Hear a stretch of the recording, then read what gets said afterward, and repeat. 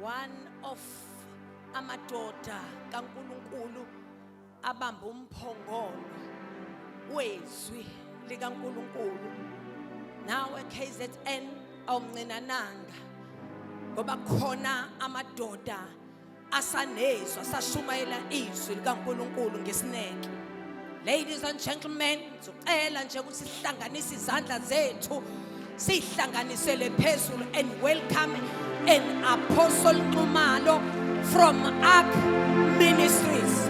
Emlazi bazalwane, shaya izandla zethu kakhulu and welcome the man of God.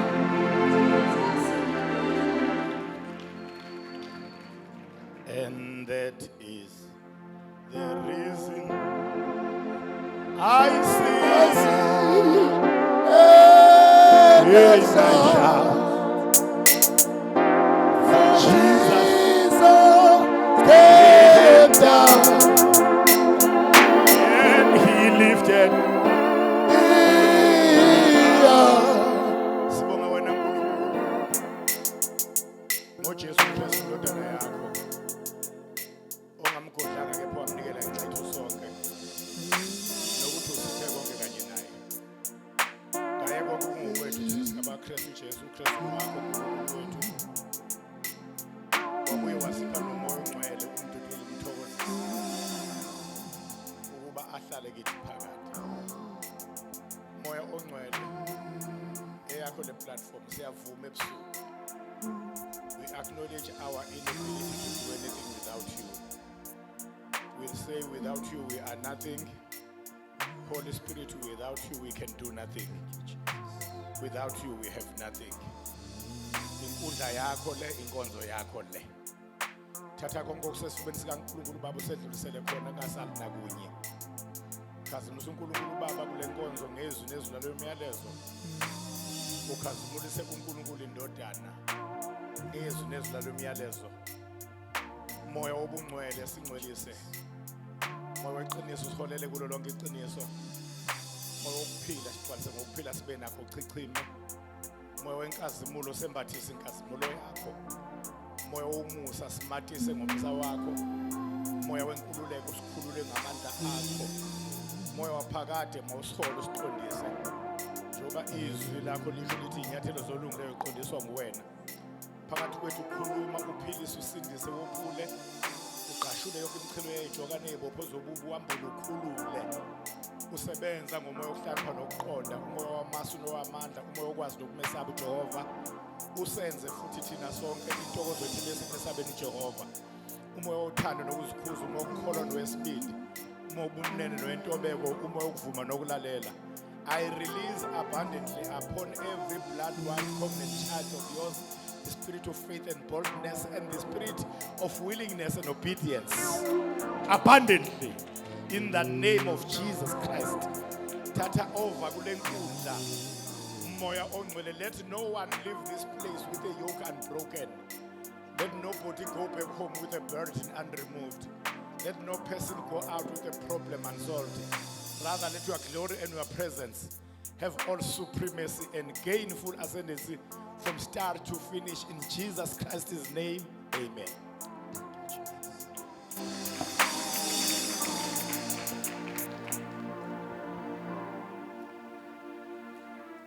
Akabonga uJesu ophilayo. Angiphinde akabonga uJesu ophilayo. Uqala kunekhonke imbingelelo ogcotshwe kaNkulunkulu, isitsha sikaNkulunkulu ophezulu bonke. The vessel of God's honor, one of the Deborahs of our generation this time. The Captain Womkhumbi, the Lady Tsunami, Dr. M.T. Stole, siyakubingelela Mama Jobe ngegama lika Jesu Kristu.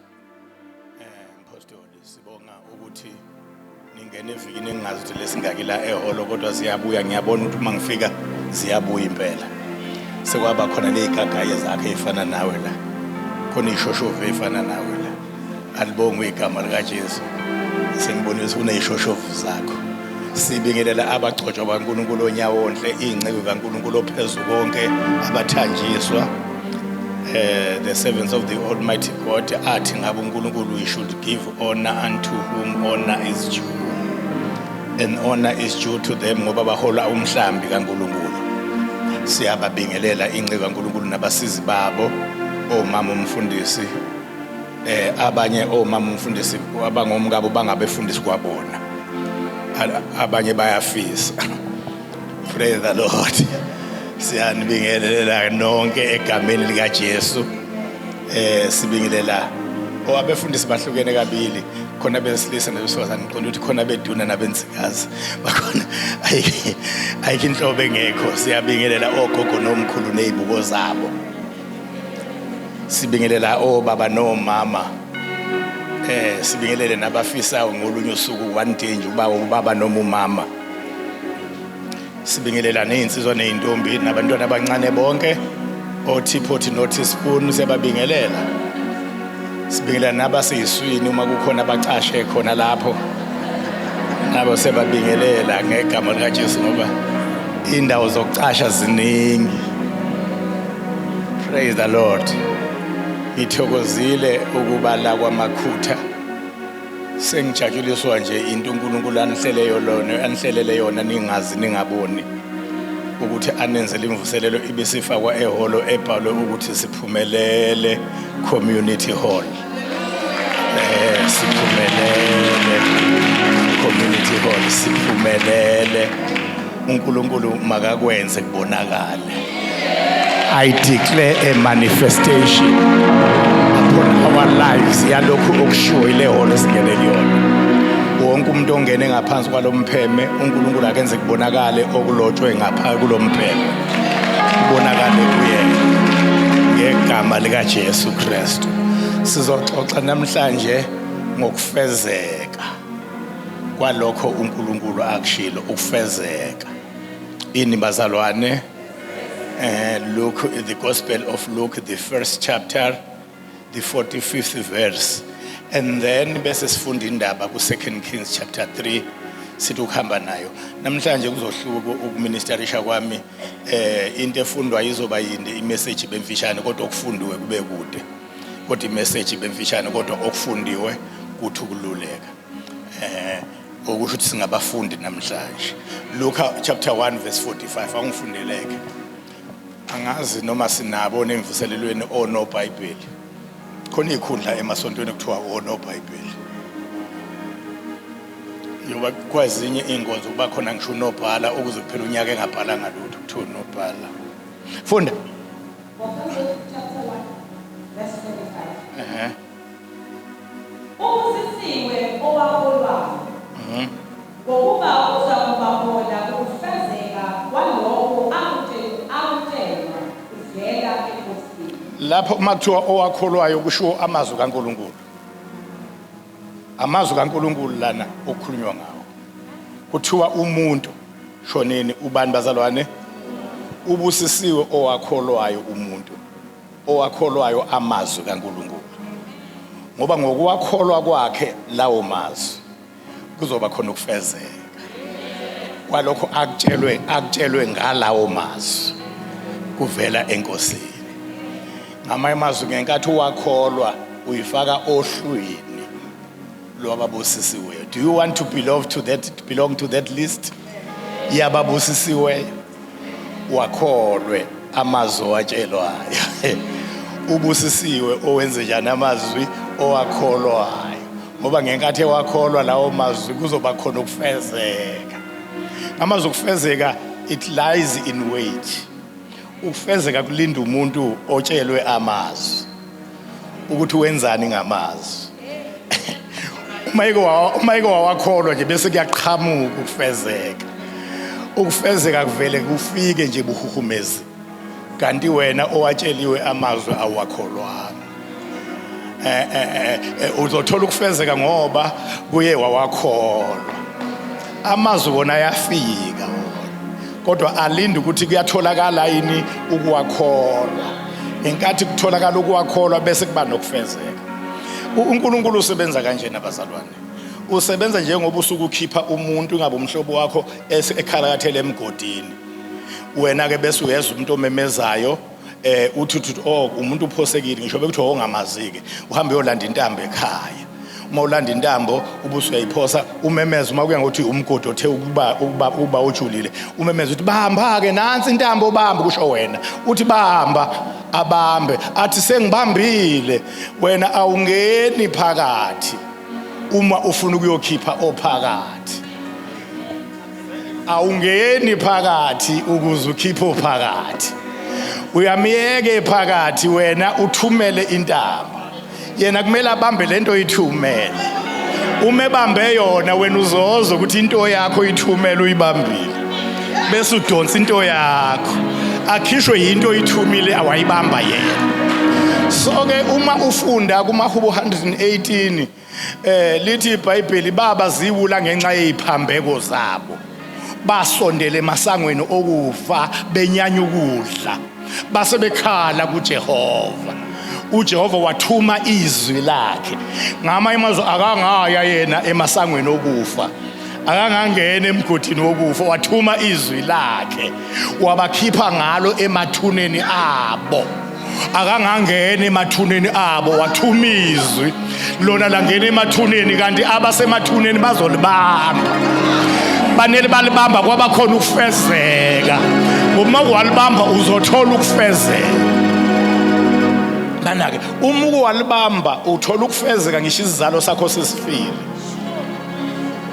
ulibambe ufelwe isizalo sifile isizalo kodwa ubambe lona ulibambe kube nokufezeka kokuthi uzothola umntwana uthola umntwana njengoSara owathola umntwana isizalo sesifile kanti ukhuleliswa ukuthi akuseyona imbewu kaAbrahama manje le kuphela sekukhona nokufezeka kwalento ayibambile ngoba ngokwembewu kaAbrahama akasaqualify ukuthi angakhulelisa umuntu ngoba lento isizalo salo umuntu sifile sekusebenza ukuthi konke banjiwe ake sifunde ngiyayithanda le ndaba uma sibheka imessage yokufezeka 2 Kings chapter 3 sifunda uverse 1 yona izothi uyifunde nje bese siyathandazela phezulu kwayo ufuna sithandaze nawe ebusuku angifundela 2 Kings chapter 3 verse 1 wehle funda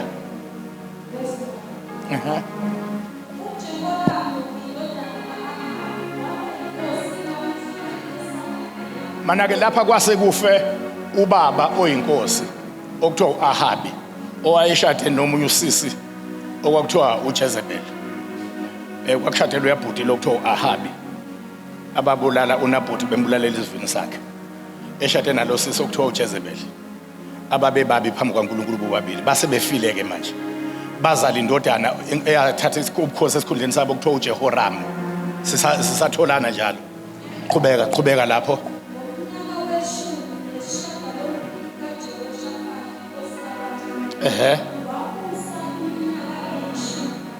yeah nalona uJehoram like father like son wenza ukube emehlweni kaJehova njengoyise uAhabi qhubeka mana okusho ukuthi uma abantu besindiswa kanti banabazali abathe ukubhimba kakhulu empilweni mhlawumbe before sibabhabhadise khona izinto esingafuna ka siyibreak uze angathi noma sekholwa aphinde into ekayise khona la ngoba ungathi iyafuna lento ukuthi icinge noma ungewuye lo yaya ifuna ukwenza yena ngenkani ngisho ungewuye alibonga igama lakhe siqhubeka ufuna kepha kungenjengoyise nonina bathi wabheda yena kodwa akafananga noyise nonina okuyise nonina kwakuwes qhubeka ngokuba wasusa insika kaBhali abeyenzile uyise lalela ke lo into eyenza bathi wayengcono kunoyise akabhedanga njengoyise bathi wakwazi yena ukususa insika kaBhali eyayenziwe uyise yena wayisusa yena qhubeka nokho wanamathela ezonweni zikaJerobhoamu indodana kaNebhathi kodwa kwakhona ezinye izona aqhubeka nazo qhubeka onisa ngazo uIsrayeli qhubeka kasukanga kuzo uMesha inkosi yakwaMowabi owayefuyile kakhulu izimvu mana ke indaba ethi ngena kule nkosi yakwaMowabi ke uMesha igama layo uMesha inkosi yakwaMowabi owayefuyile kakhulu izimvu mlaleleke wathela enkosini yakwaIsrayeli uboya bamawundlu ayizinkulungwane eziyikhulu wayethela enkosini yakwaIsrayeli shuthi uAhabi lo uboya bamawundlu obuzamakhulu ayizinkulungwane 100,000 oboya buthelwa enkosini. Qhubeka. nobezinqama eziyizinkulungwane eziyikhulu Nobuhoya beyinqama nabo futhi 100,000 uboya beyinqama obabuthelwa nabo futhi. Qhubeka. kwathi lapho esefile uAhabi Mayisefile uAhab okade kuthelwa kuyena, inkosi yakwaMowabi yahlubuka inkosi yakwaIsrayeli inkosi ekade ithela lobu boya 100,000 woboya bamawundlu no 100,000 woboya beyinqama. Uma esefile uyise uAhabi akangabe sathele enganeni, wahlubuka. Qhubeka. inkosi uJehoramu yaphuma eSamariyani ngaleso sikhathi Yeah. yabala wonke uIsrayeli Ithe uma ihlubukwa lenkosi lena ingasathelwa kuyo, yavele yasuka lenkosi le ehlubukwayo yabala wonke uIsrael yamkhawunta. Qhubeka. yathumela kuJehoshafati inkosi yakwaJuda yathi Yathubela kuza kwabo oyinkosi kwaJuda kuthiwa uJehoshafati wathi kuza kwabo. Qhubeka. inkosi yakwaMowabi ingihlubukile Wathi lo muntu okade ethela intela kimi ungihlubukile. Qhubeka. ungahamba nami silwe noMowabi na Hamba nami siyolwa nomuntu ongihlubukile nabantu bakhe, asihambe siyolwa naye. Qhubeka. wathi ngiyakwenyuka mina njengawe Wathi uma nginyuka ngobe ngifana nawe, kobe kufana nokuthi kunyuka wena, ngizonyuka njengawe. Qhubeka. abantu bami njengabantu bakho Abantu bami bobe beyabantu bakho. Qhubeka. amahashi ami njengamahashi Namahashi akho ami kobe kungathi kunyuka amahashi akho, so besiyinto eyodwa siya lapha. Qhubeka. wathi futhi siyakwenyuka ngayiphi indlela na Yeah. yathi ngendlela yasehlane lakwa-Edomi Qhubeka. yayisihamba inkosi yakwa-Israyeli nenkosi yakwaJuda Yeah. nenkosi yakwa-Edomi azungeza indlela yezinsuku eziyisikhombisa Amakhosi amathathu, inkosi yakwa-Israyeli, inkosi yakwaJuda, inkosi yakwa-Edomi, base behamba beyohlasela inkosi yakwaMowabi. Qhubeka. kwakungekho manzi empi nawezinkomo ezibalandelayo Base behlangana nenkinga bengakalwi nempi. Wake wabhekana nesimo esilwa nawe ungakalwi nempi yakho yangempela. Uthola ukuthi impi okuyiyona ozoyilwa awukabhekani nayo. Kodwa sekukhona osekuqalile kulwa nawe. Ungakalwi nalokho okulindele. Futhi lokho okulindele uyakwazi ukulindela. Kodwa sewushikashikana nokungakulindele. Shout hallelujah.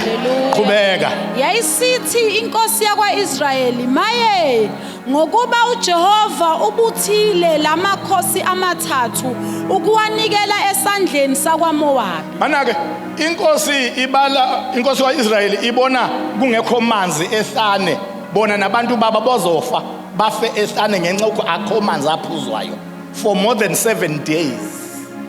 7 days dry fasting.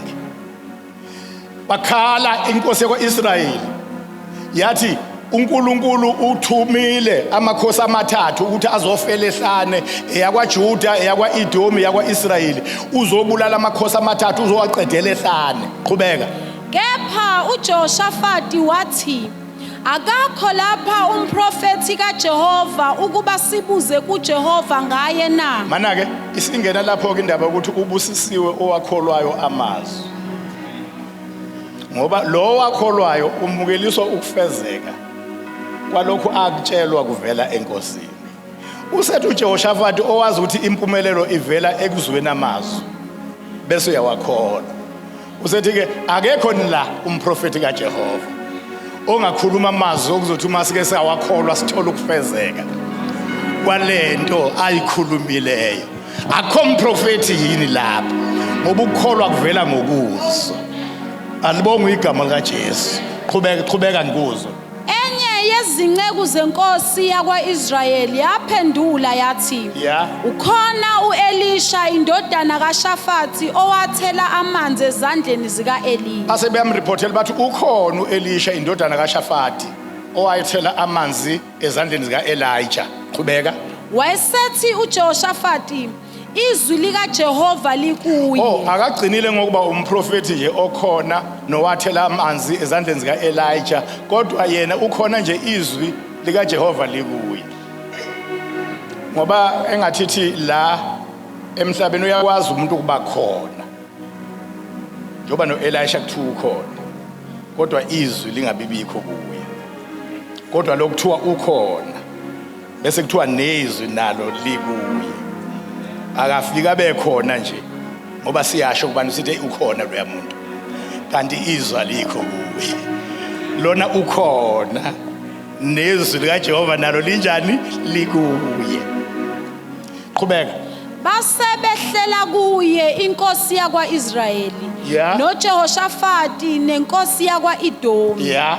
Kepha u-Elisha wathi enkosini yakwa-Israyeli, nginamsebenzi muni nawe na?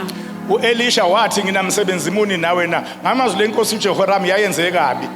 Kodwa wabamukela bobathathu ngenxa yalo uJehoshafati wayemesaba uNkulunkulu. Uma kwakungayi ngalo uJehoshafati wayezobachitha ngoba uJehoram wayaziwa umprofeti ukuthi uhambe kabi phambi kwaNkulunkulu. Ingakho ethi kulo wakwa-Israyeli nginamsebenzi muni nawe na. Qhubeka.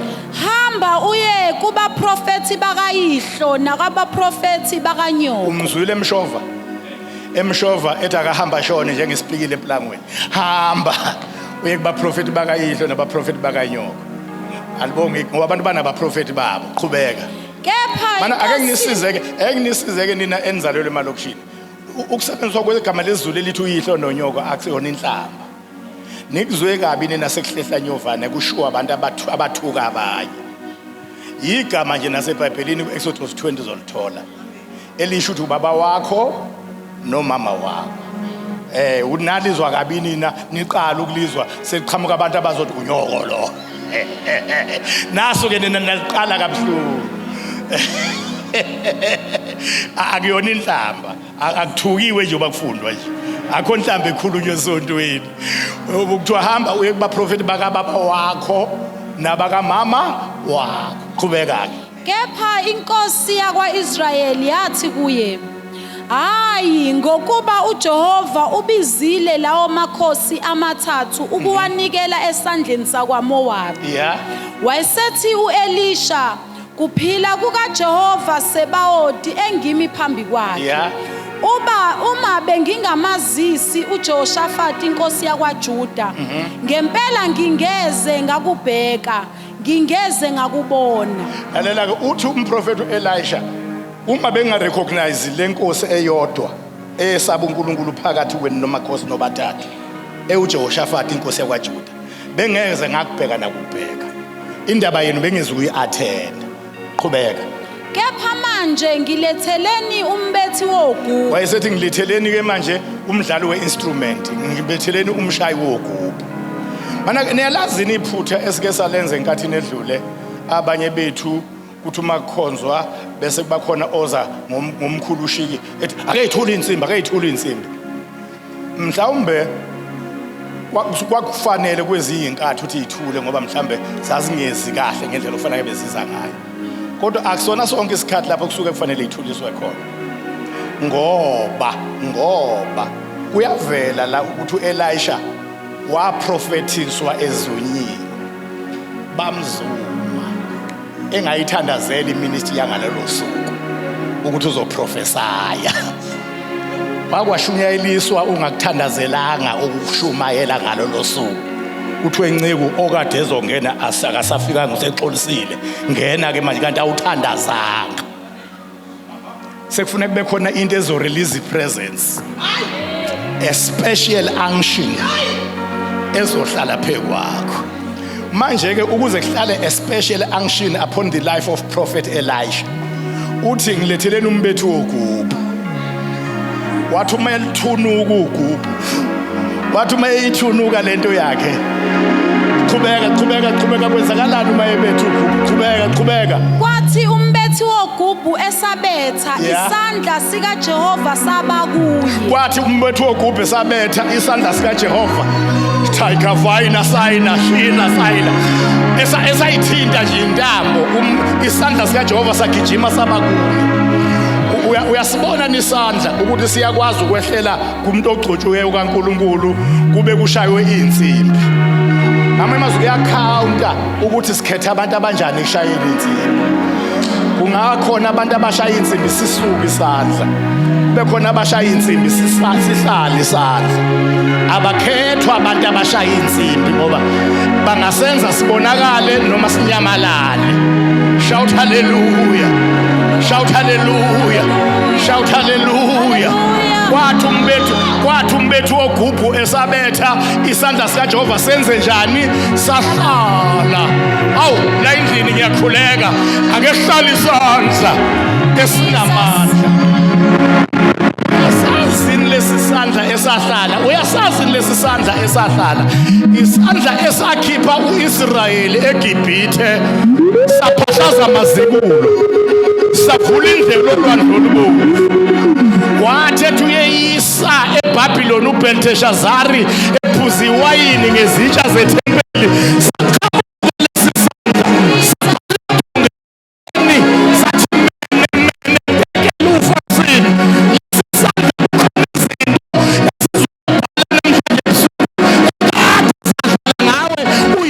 Nethempeli likaNkulunkulu sizothi lezo zinto iphelelwe isikhathi umbuso wazi uphelile ukaliwe wafunyanwa ulula ngizothi izinto ebezisihlupha izinto ebezisehlula ziphelelwe isikhathi usithi lesisandla mene tekel ufarsi Shika daira sina reka paika shika daira saina taika paika tarabasiranda reka taika shika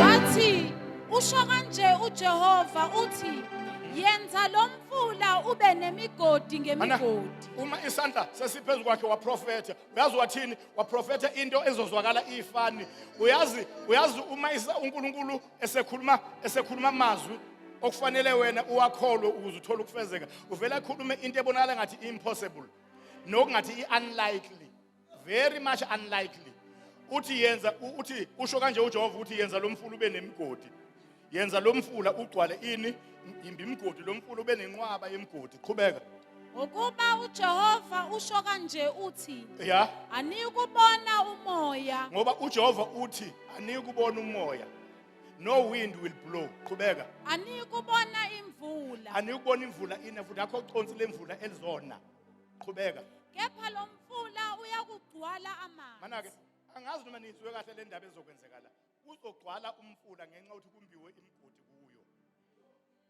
kodwa kungekho umoya naconsi lemvula eliqhamukele vele ezulwini kombiwa nje imigodi bese umfula ugcwala amanzi izulu lingananga uyangizwa into la endlini sekufuneka lotshelwayo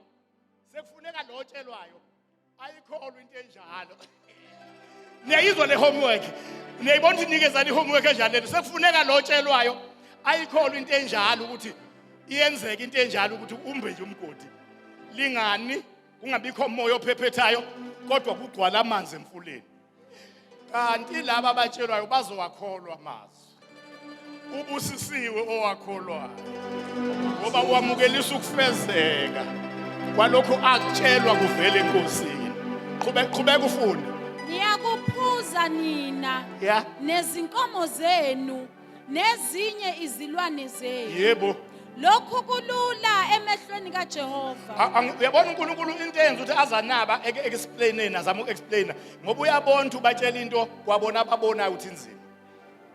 Uthi lokhu kulula emehlweni kaJehova. Awuthi ngikusize mala. Kukhona into oyucabanga ukuthi wena inzima. Noma ucabanga ukuthi isimangaliso. Kanti kwabanye babantu nje abake baphila nayo emhlabeni yayingesona isimangaliso yayi normal life. NakuNkulunkulu nakhona futhi akusona isimangaliso is a normal thing. Uyabona nje ukungena kaDaniel emphandweni weingonyama engamuhle. Nina nami myself included thina sonke uma sixoxa singamakholwa sithi uNkulunkulu wenza imiracle lapha. Kodwa uma sesibutshela ukuthi ukusuka kuAdam kuze kuyophela 2000 years ungena emkhunjini kaNoah uAdam wayengakayidli inyama nabantu babengakavunyelwa ukudla inyama. Wahlala uAdam namadodana akhe nabafazi bamadodana wahlala namabhubesi for 150 days ukukwana nje. Akuyona into entsha le ka one day uDaniel ehlezi neingonyama kwahlalwa nje 150 days neingonyama kwabukwanwa ingonyama zingeniselwe ifolish notshani zadla kwaphela 150 days kuyobuyela futhi ekugcineni kwisambulo Isaya ingonyama ziyowudla utshani. Mina nawe masixoxa sithi miracle leyo, kanti uma ungalanda abantu ababekhona emkhunjini bazothi yini isimangaliso ngalento enisitshela yona. Ngoba thina akulona usuku olulodwa lika Daniel zi150 esayihlala namabhubesi. Uyangizwa umuntu okhona la endlini. So ke khona into okucabanga ukuthi likhuni noma isimangaliso kanti kuNkulunkulu nakwabanye babantu ayikazi yaqala nje kuba likhuni. Alibonga igama lakhe. Uthi ke lokhu kulukhuni emehlweni enu kodwa kuJehova kulula ukuthi lo mfulu ugcwala amanzi lingananga kungaphephetanga moya. Qhubeka ufunde. Uyakunikela abakwaMowabi esandleni senu. Ngamanzi agcwele kulomfula nophuza nikhululeke nidle ningafeli ehlane kodwa yena uyonikela abakwaMowabi enizobahlasela ngalamanzi. Uyobanikela esandleni senu. Thanini ngalamanzi. Ngalamanzi. Ake ngithi ke into eyiblessing uNkulunkulu azosinikeza yona. I declare ukuthi iphenduke ibe sabamelene nathi. Abalwa nathi bazoshaywa ngalokho kulethwe yithi. Kothi kulethwe kithi ukusimelelisa sesikhathele sesiphelelwa amandla sesiqekelwa amadolo. When I get tired, I'm along the way. He gives me power to press on. Jesus is never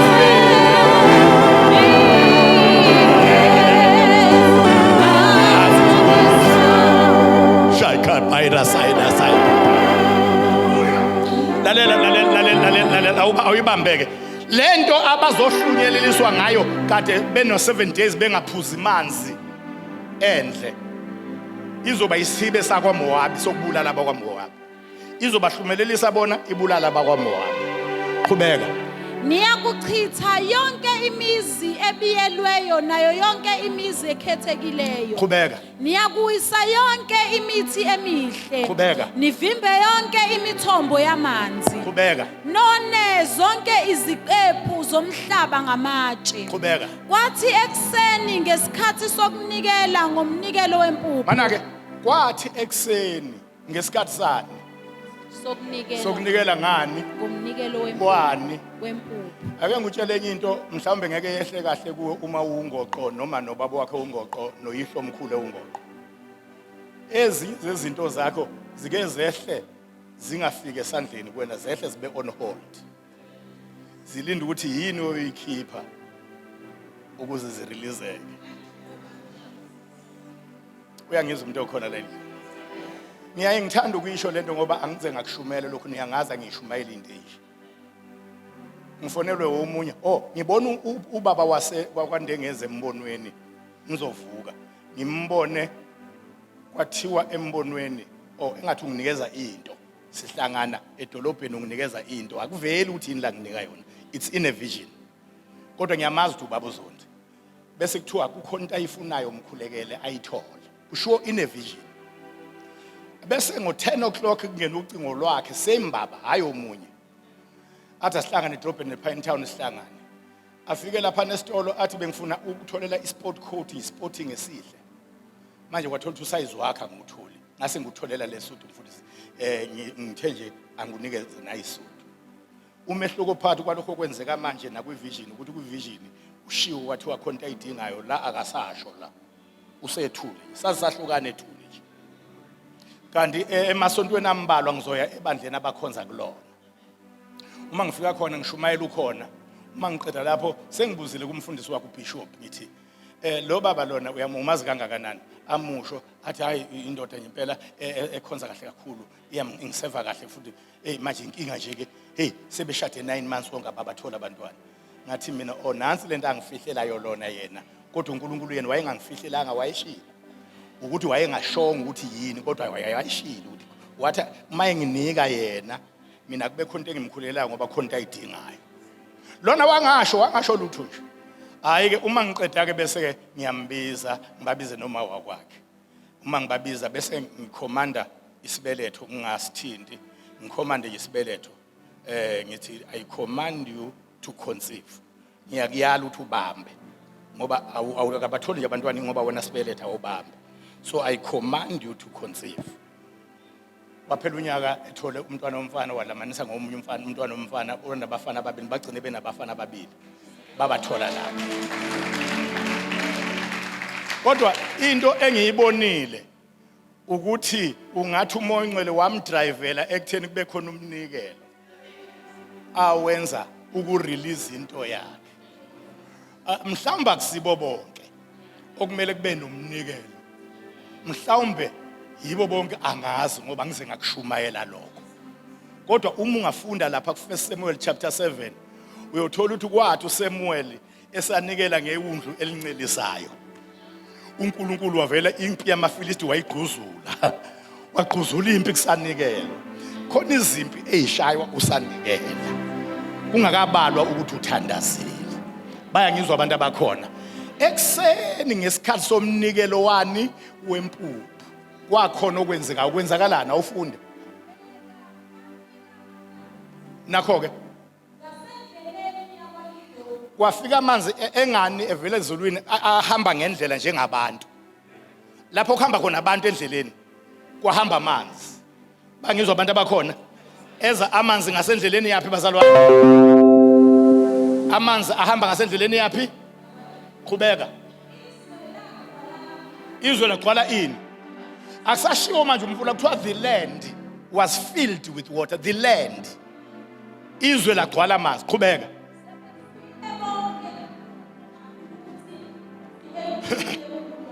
Yeah.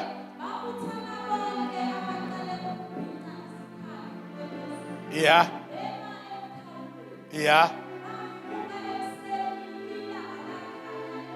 AbakwaMowabi bavuka babhinqa ikhali beme emkhawulweni uma bevuka ekseni ilanga lema phezulu. Qhubeka.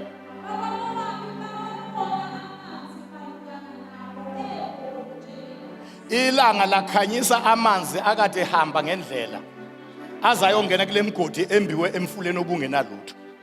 Ngoba umfula noma ungenalutho uJehova uzogcwalisa. Shout hallelujah. Amanzi ambiwe emfuleni ongenalutho bawabona bakwaMowabi esekhanyiswe ilanga anela khanyiswa ilanga ababomvu kubo njengegazi. Awulaleleke uma isebomvu njengegazi. Funda.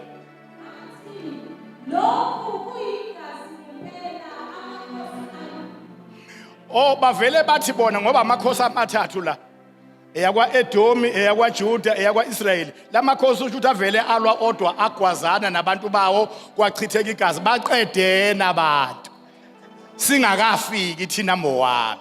Qhubeka. Amakhosi anjani abulalene enye nenye. Qhubeka.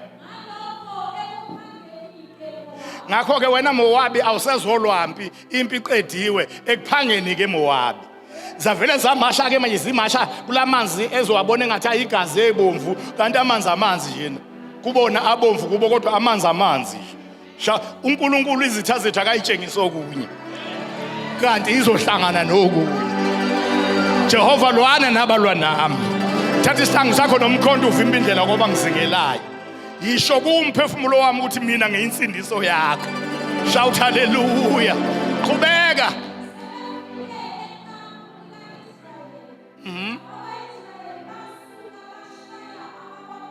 Sebefike eKamu bethi phela bazofica idumbu idindilizile. Bayithele emasotsheni are strong and healthy, alive and kicking. Abaphahlaza amabutho amasotsha abaqeda. Qhubeka. Namhlanje khona bazophahlazwa. Khona bazoqedwa. Ebebeplanwe isitha bethi kuphelile bethi silele bethi siqediwe. Kanti thina amadodana kaJakobe asiqedwa. Shout hallelujah. Thina amadodana kaJakobe asiqedwa. Ugibe luqashukile. Thina saphunyuka. Makabonga uJehova ongavumanga sibe impango yamazinyo akhe. Awungifundele. Baba shaya baze babaleka ebusweni. Qhubeka. Bangena ezweni labo babachitha bakwaMowabi. Qhubeka.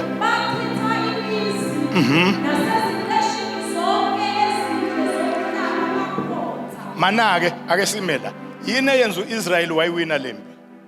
Uyiwiniswa ukuthi uye kumprofeti uElisha. uElisha wakhuluma amazwi futhi angezwakale lula ukwakholwa. Wathi abamba imigodi emfuleni ongenalutho. Uma bemba imigodi amanzi azogcwala baphume kwisomiso. Namhlanje ebusuku ngiprofeti ukuphela kwesomiso. Seze imali ngiprofeti ukuphela kwesomiso. Semsebenze ekhaya kwakho ngiprofeti ukuphela kwesomiso. Sempilo enentokozo emshadweni wakho ngiprofeti ukuphela kwesomiso. Shout hallelujah. Sokungena kwesivuno nabantu nokuphenduka kwabantu ebandleni ngiprofeti ukuphela kwesomiso. Yonke inhlobo yesomiso iyaphela namhlanje. Namhlanje simba imigodi emifileni ebingenalutho kungekho sivuno esingenayo kunemphefumulo ezongena emabandleni simba imigodi. Kuma bank account namakhadi empty angenalutho nama negative balance simba imigodi kuzongena imali kuma bank account simba imigodi. Shout hallelujah. Empilweni engenasimilo simba imigodi. Shout hallelujah.